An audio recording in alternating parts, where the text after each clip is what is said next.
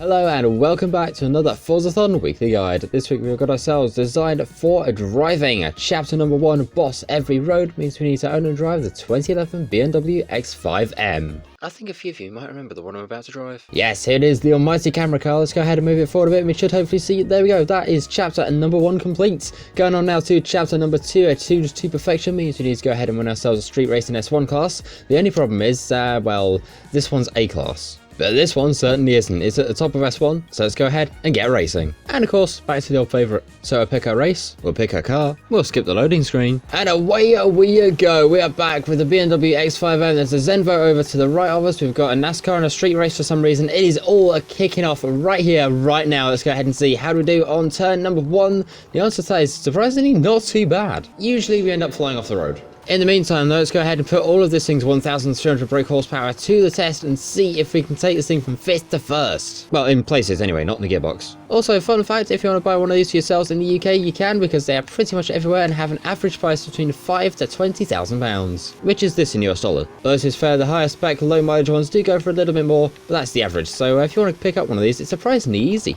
If you want to throw in a 2J on the other hand, that might not be so easy. Right, there's a corner up here. Let's see if we can just, casually kind of make our way through. There we go, that's better. And now all we've got to do is catch Sweden. And past Sweden we go. There we go, that's better. Thinking about it, look at the stripes on this thing. It kind of reminds me a bit of Nemo. Anyway, let's go ahead and take this thing up to the finish line. It is just up here. We've got a very comfortable first place. And across the line we go with nothing to worry about. We did get first place and a time of 2 minutes 28.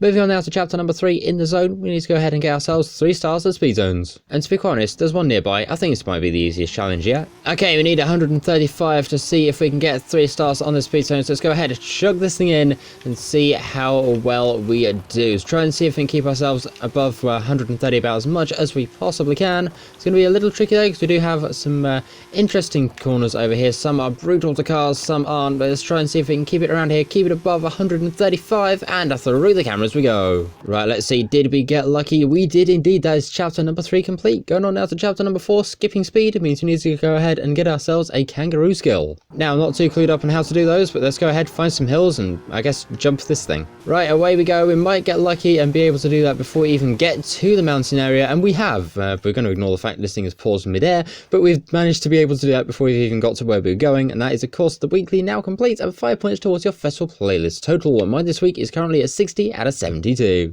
The only issue is now I'm on a dried up riverbed. In the meantime though, thank you very much for watching. Feel free to go ahead and share this to anybody else you can tell completing this week's weekly challenge, and I'll go ahead and see you all in the next one. Like, share, comment, subscribe, all that cool stuff. Thanks for watching. Tech out. See ya.